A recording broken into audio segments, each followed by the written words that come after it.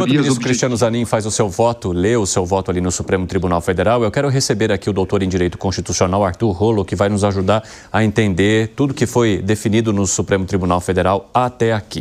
Doutor, seja muito bem-vindo, obrigado por conversar conosco nesta quinta-feira, 11 de setembro, em que já há maioria para a condenação dos réus no Supremo Tribunal Federal, entre eles Jair Bolsonaro. Eu já te pergunto, logo de início, qual é a sua avaliação sobre o que foi trazido pela ministra Carmen Lúcia nesta quinta-feira e principalmente com o fato de ela, digamos assim, acatar tudo o que foi apontado pela Procuradoria-Geral da República. Bem-vindo. Obrigado, boa tarde. Eu acho que o julgamento está acontecendo dentro das expectativas. A ministra Carmen Lúcia é reconhecida como uma ministra dura, já outros casos em que ela condenou, ela é uma ministra dura aí nesses processos criminais que passam pela mão dela, seja como relatora, seja como ministra da turma, seja como ministra do plenário. Então, a posição dela altamente previsível e esse cenário de condenação também previsível. Eu acho que o grande questionamento que vem agora é para o dia de amanhã.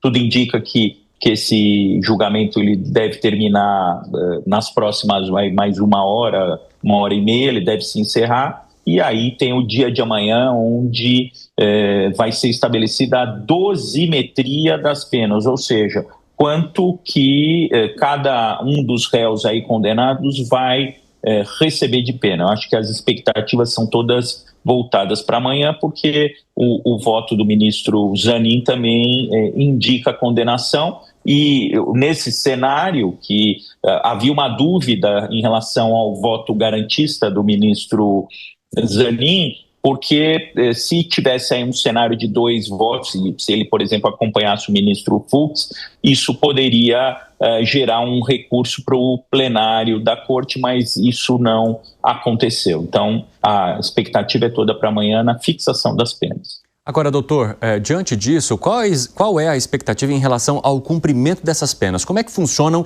os ritos a partir de agora, sabendo que já há maioria para a condenação?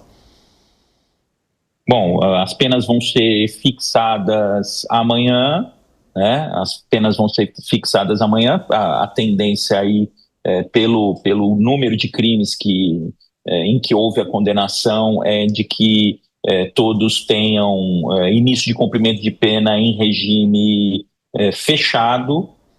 Também uma dúvida que se tem é se, com o término do julgamento amanhã, com a fixação das penas, se vão aguardar os embargos de declaração, porque, embora não caibam embargos infringentes, cabem embargos de declaração, e aí fica aquela dúvida se o cumprimento da pena vai ser imediato após a fixação das penas, ou se teremos aí que aguardar os embargos de declaração. Mas, como só cabe em embargo de declaração, de qualquer forma é um recurso que é interposto rápido, que é julgado rápido, e tudo indica aí que no máximo 20 dias esse cenário estará definido, e aí sim os réus vão ser recolhidos. Aqui tem um que inclusive está preso, né? Aquele que está preso vai continuar preso, aí em cumprimento de pena definitiva, não um cumprimento aí provisório, uma prisão cautelar, como era o caso, né? E aí a tendência outra expectativa também em relação a Jair Bolsonaro, que tem um estado de saúde reconhecidamente delicado, complicado, se ele vai para um estabelecimento provisional ou se ele vai continuar em prisão domiciliar. Essa também é uma dúvida. Eu tenho para mim que, pelo que a própria Polícia Federal já relatou, de que a Papuda, lá um dos estabelecimentos da Papuda, teria condições de mantê-lo em condições dignas lá. Mas isso tudo vai ser definido amanhã. Amanhã a gente vai saber o que os ministros vão decidir. Doutor, só para a gente finalizar, o senhor considera justa essa decisão do Supremo Tribunal Federal, por maioria? Olha, o cenário era um cenário bem complexo, bem desafiador. Os crimes efetivamente aconteceram. Esses crimes vêm lá de trás.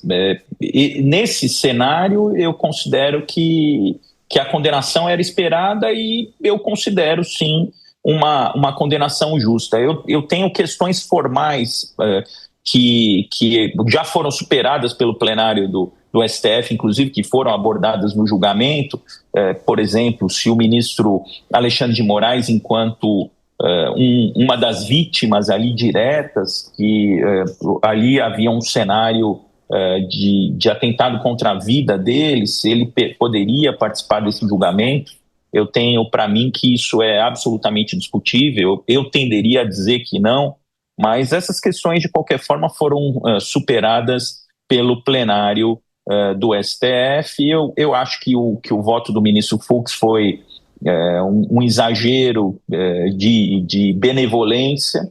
Acho que naquele cenário do voto dele não existe. Inclusive, tem caso até recente dele ter negado habeas corpus para furtos considerados aí famélicos, aí de calça jeans, de peça de carne. Então, eu acho que tem algumas questões formais aí, para mim, que eu não superaria, mas não superaria lá atrás. Nesse cenário aí de julgamento já consolidado dessas questões formais pelo plenário do STF, eu considero, sim, a condenação justa, mas vamos ver as penas, porque outras condenações aconteceram pelo Supremo e penas exageradas, na minha opinião. Então, até aqui eu acho que está dentro do programado, eu acho que está dentro do devido processo legal, a partir de terem sido superadas as questões pelo plenário do Supremo, mas vamos aguardar as penas, porque se fixarem penas muito pesadas, aí a gente pode ter um outro entendimento. Por enquanto, para mim, está dentro do regular.